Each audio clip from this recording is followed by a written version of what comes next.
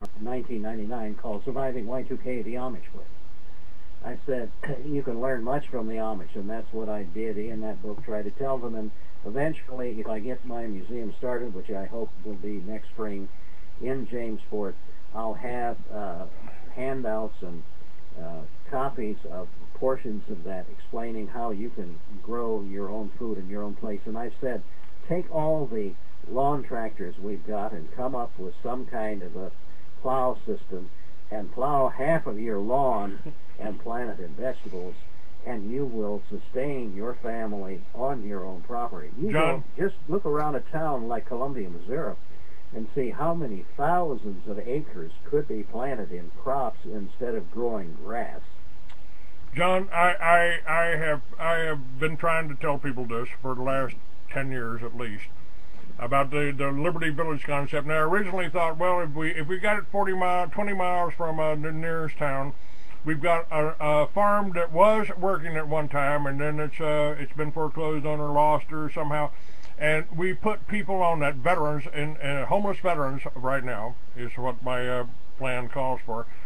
We put homeless veterans in there in teepees and yurts that we can pack up and move if we need to. And we set these things up, and so we've got restaurants there selling organic food. We're you know, raising our own chickens without chips. You know, no chips in our chickens.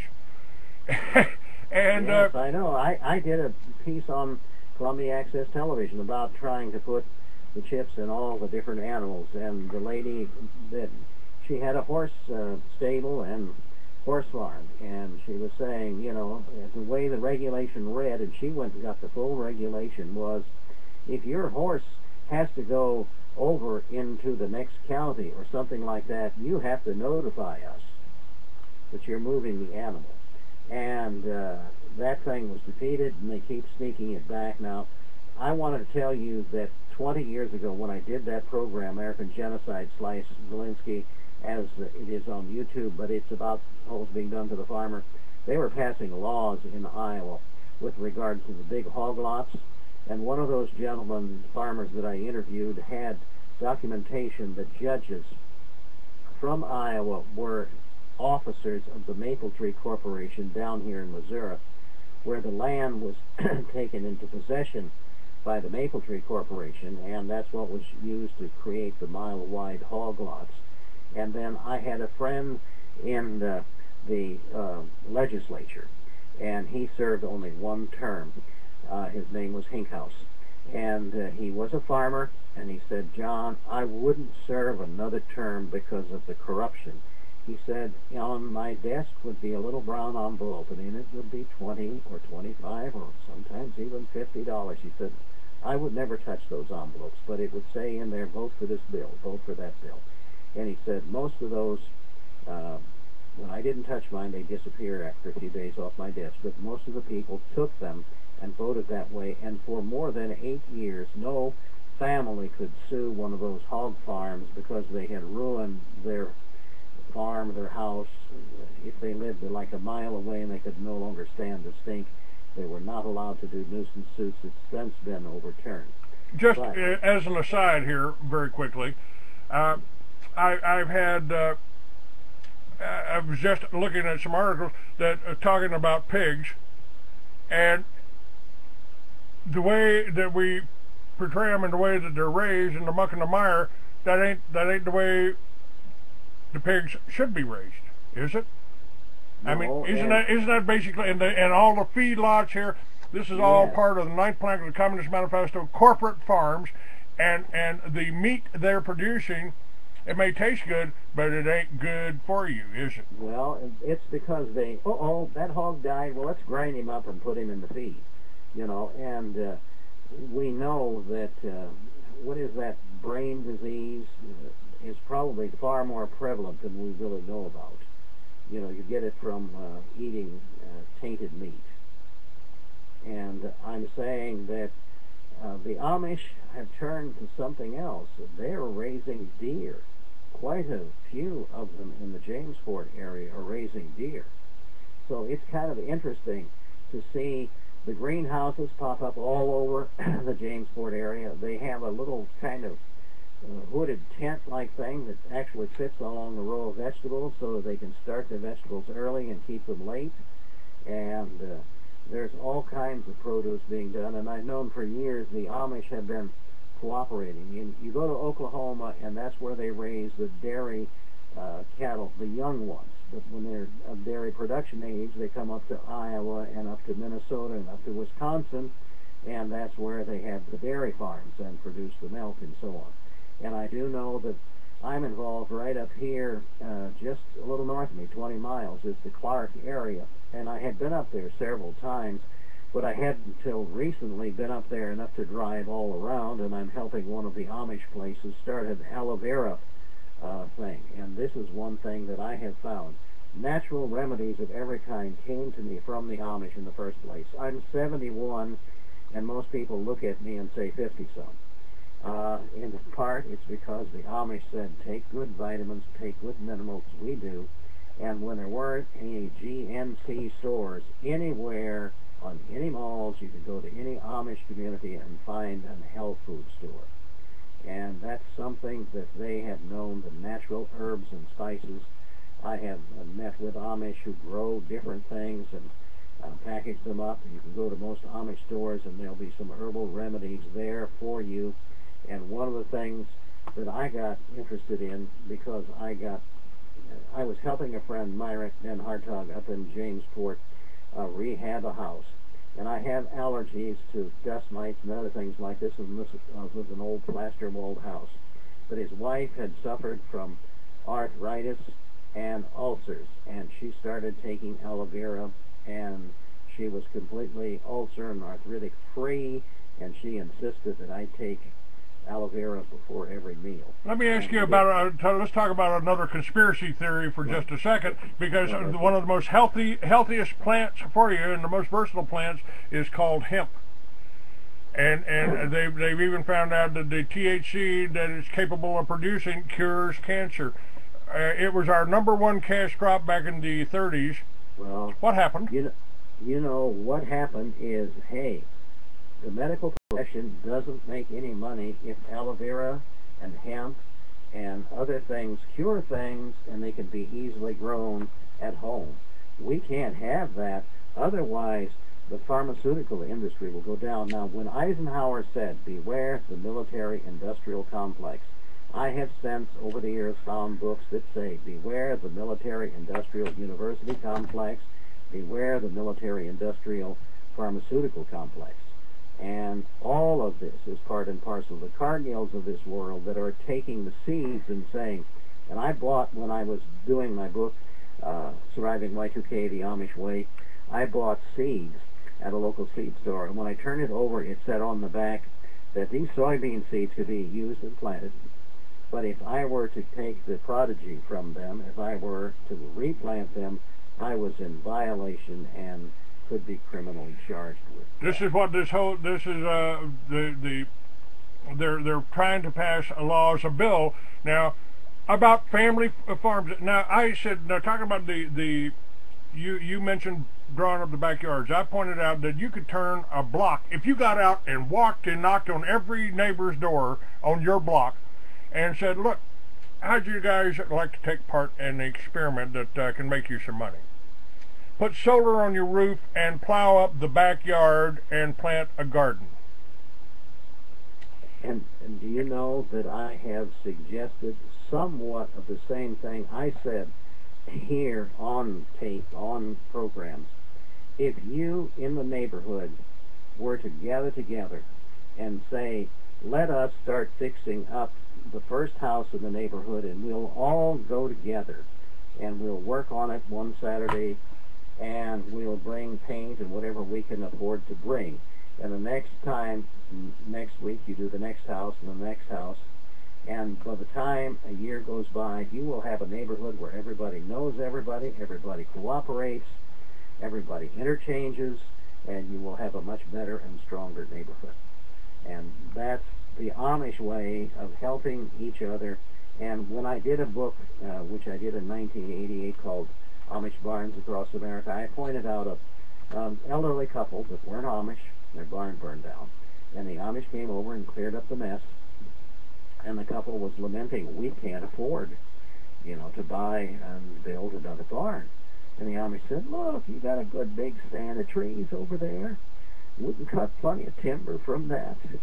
And suffice it to say that what they did is the Amish got together and had a barn raising for that elderly couple, and it weren't Amish, and they had a new barn again. And I'm saying that if everybody took the Amish way, help thy neighbor, and we would have a much better, stronger economy.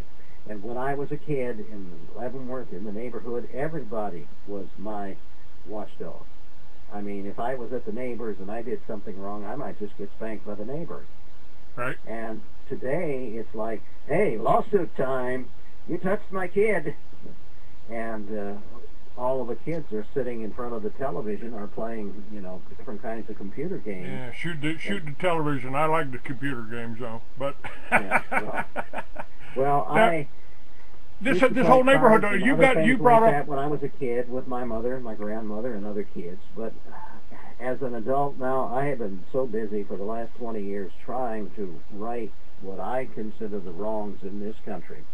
And I will say this, I never expected my film, Zielinski, to ever have the kind of coverage it's been getting. But the time is right. I've said that, I'd like to be able to show this film. I'm putting together, a friend of mine's putting together a motorcycle film called Live to Ride, and we're going to be featuring that. I've got an event coming up in Cochise County, and it's being sponsored by the sheriff of Cochise County. He wants people to know about the illegal situation, so I'm trying to inform them about that. And without being racist or anti-Semitic, we've got if we all work together in some way, and I think this, if we can show your film like in Sierra Vista, I'm going to try to book a theater there to show a couple of films there. Okay, well, I have everything here. It says 3331 North Douglas Boulevard and so on. I can send that on to you. Is that the right address? Yeah. No. The address should be up on my website right now. It's it's P.O. Box. Hang on here. Let me just double check. P.O. Box 86254. Okay. Well, I'll get it off your website. Okay. John, I would like to. I've got books to sell. I've got 3 books, and I'm working on a 4th. That'll go back in history about 10,000 years. Yeah. And I've got Mystery Babylon. I've got a series of fiction books that are actually more believable than my non-fiction. Well, the one thing that I will say is that I feel that there have been films out there that were couched in the premise of fiction, which were actually pretty close to the truth. And I just happened to watch the latest film with Denzel Washington of the Manchurian Candidate. I know it was done a few years ago, but I remember the Frank Sinatra one when we attributed it all to the Chinese, but by the time we get to the Denzel Washington one, we know it's our own government programming the soldiers with Manchurian Candidate syndrome so they can use them for assassination purposes. And I have followed the incorporation of many of the Nazi people into our government and the bringing of the satanic and the occult. And that is what John DeCamp and others in Nebraska informed me about. I had some really good help from a lot of people in Nebraska detailing that, and I can't remember the lady who did 2 or 3 programs on the local access television in Omaha, and only to be hit head-on. And Gunderson told me that that was a satanic hit because she was revealing all the satanic occult stuff that her adopted children. She was a foster mother who took in the children nobody else would touch. They were the ones who were violent, the ones who did horrible things to animals and so on. And she said, slowly but surely, every one of those children came around to talking about the satanic and the occult. Now, I will tell you that I uncovered said satanic occult activity going on in Iowa City. And again, like everywhere else, it was ridiculed, even though there was documentation. At one point, one of the television stations actually followed me around and did some things. But it came to nothing because it was too low key. And I was told by Lee Orr, that hence the homicide detective, to be very careful about going to law enforcement at a higher level. He said us local, from the bottom guys, know what's going on, but you get higher up and you're going to get a Satanist who's the chief of police and so on. And that's Franklin cover-up, the discovery of Chief of Police Waterman of the Omaha Police was part and parcel of that whole thing that involved the sexual abuse of children, the cult, and so on, all in one big package. And I just want to reiterate, if you would, my name, Zielinski, Zielinski, is how you find me on the net. And if anybody wants to order this film but doesn't want to go on the line and do it, I have an address here, SRTS Productions at 409 North College Street in Columbia, Missouri, and it's 65201. And they can send check, money order, whatever, if they don't feel like they want to do things online. Online, you just find me with Zielinski2.wmv. You can actually watch the film by paying a certain fee and watch it for 4 days, or you can download it if you want to do it. But you can order it and it'll be on a DVD and will be available. Okay, that's Zielinski film? Yes. And that's Zielinski film.com. It's www. And there you can go and watch it on demand if you pay like a $2.99 fee or something like that. And then you can also download it if you pay a larger fee and burn it onto your own disc. But we're having DVD copies done, and they should be in next week to be mailed out. And I do want to mention that as an author and publisher, I've been in business for 50 years. I didn't hold up much hope for this video when they did it, because I said, I wonder if they're even going to let this film be shown. And not only has it been shown, but we had so many people at the True Falls Film Festival in Columbia that wanted to see it. The 3 shows were expanded to 5 shows. And then that wasn't enough, so they moved it over to a theater, and it showed at the Ragtag Theater, and it showed 6 showings there. And it has continued to grow and grow as more people I've met in the city have said, oh, I wanted to go see that. I couldn't get there. I was working that night, or some such thing as I went and you didn't have tickets. So I know the Philadelphia Film Festival, now this one in Germany at Hamburg is called the Radar Film Festival. I don't know what the screenings are, but in Bellingham, Washington, Chicago, and St. Louis. So it's getting around there, and the basic bottom line is children are suffering in this country. Where in the hell are you people? Why aren't you doing something? I have been called a professor at the University of Iowa, said at one point to me, John, why are you the Lone Ranger? Why are you the only one complaining about the judicial system of Iowa and so on? And you know, that woke me up. I said, okay, I'm an investigative journalist again, and I turned around and I said, okay, I'm screwed. I'm a publisher, nationally and internationally registered. I've been screwed in the court system because evidence is anything a judge says it is. That's a quote from the Cedar Rapids Gazette managing editor. I went to my state senator and said, with all of my evidence, the judge took the word of his friends. He said, well, judges have sovereign power and may not be questioned as to their conduct or as to their judgment except by other judges. I went all the way through the Iowa Supreme Court and had them rubber stamp the lower court judge who dismissed all forms of proof. Newspaper, magazine articles about me, even my canceled checks and receipts, and he accepted a typewritten sheet of paper from the Sutherland Printing Company, calling itself the Sutherland Publishing Company, that says Zielinski owes us $20,000. He was unsigned and had no documentary background, and the judge ruled I owed him $20,000. I'm saying that our court system is corrupted. It is. I am absolutely certain of that in Iowa, but I cannot prove it in the rest of the states. But I'm suspecting there is as much corruption going on in Missouri and Arizona and Mexico and California. The judges actually get paid if they find you guilty, if they put you into the prison systems, whether they're private or state-owned. You know, Arizona, in an advertisement, said, we make more than license plates. Right, and one of the things that was said on a recent program is alternative radio. It's just hit me more than anything else. We have replaced the auction block with the cell block. And there you are. Slavery has been reestablished in the United States. And again, Gary Webb, yes, won the Pulitzer Prize for exposing the fact that the CIA introduced crack cocaine into the black neighborhoods. Now, what did that do?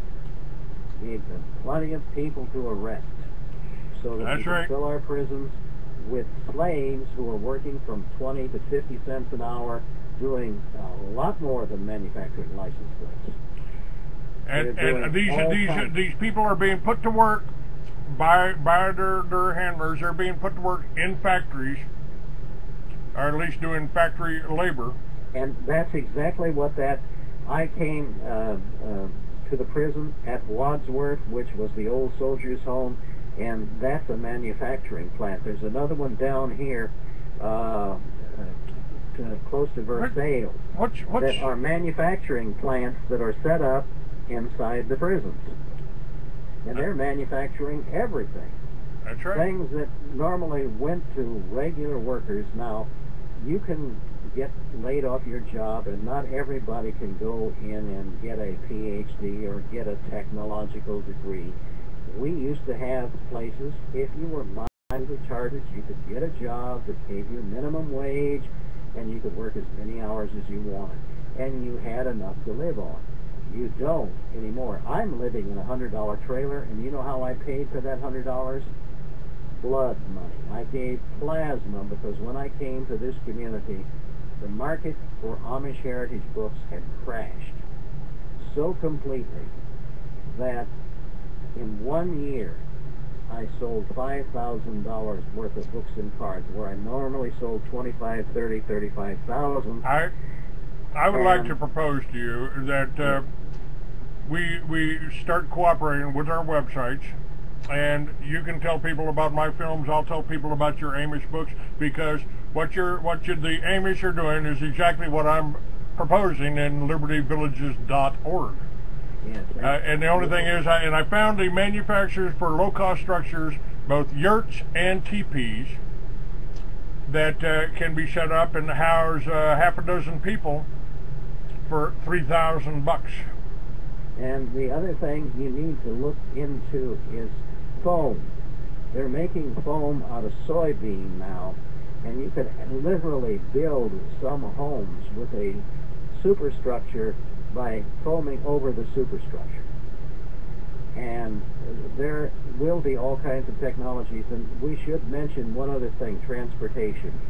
I've been corresponding back and forth with Professor Geraldine Bott, and she's at the University of Ohio at Athens, and she's the professor of P, and I P-E-E. And what she found is that you can supplement your gas mileage considerably by converting urine to hydrogen, because you can do it for a fraction of the energy power you need to do other things. You can do your home by heating hot water with urine, and so on. Now, she had been developing this over 5 years. She was a petroleum engineer before she came to the university, and working on some other degree in biochemistry and so on, has developed this and recently received a $300 million grant to pursue this. And I have been trying to get out there to interview her, to present all that material, and to put it on film so that people would know. You can go to P Power on the internet and ignore the pornography part of it. You get to her, and you get a movie of a little machine that one of her students has put together, and it is like a miniature car.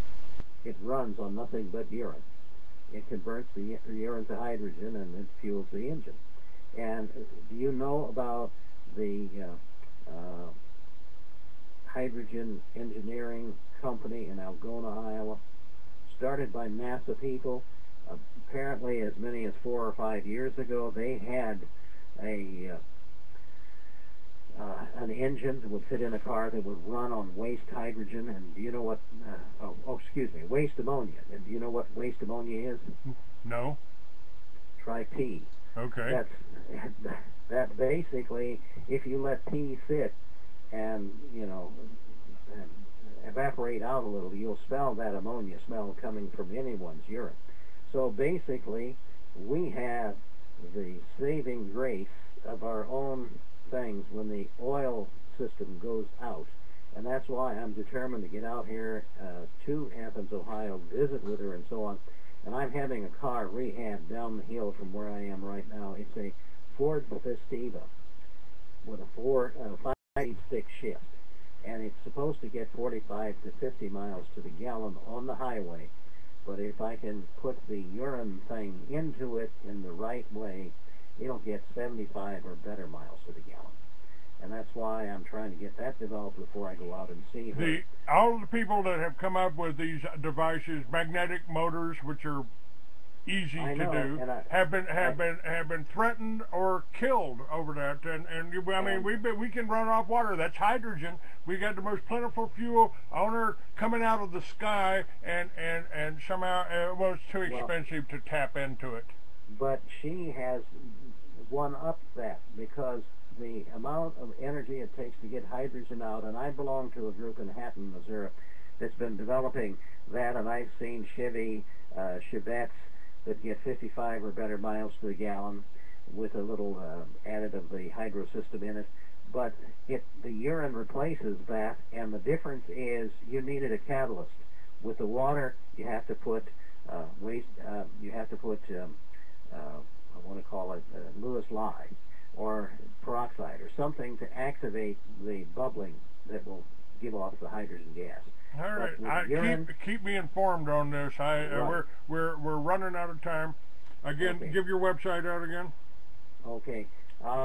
They can get the look at the film by going to www.Zielinski, Zielinski film.com. And they can also order this from SRTS Productions at 409 North College Street, Columbia, Missouri, 65201.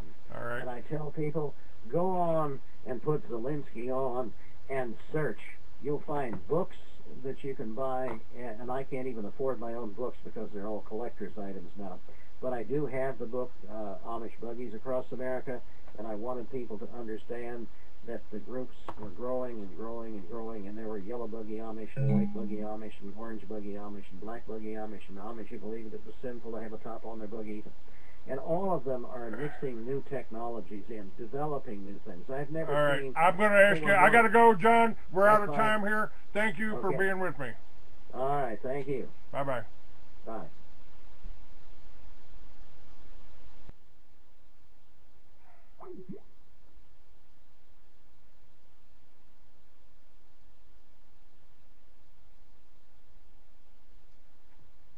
God damn it, just a minute!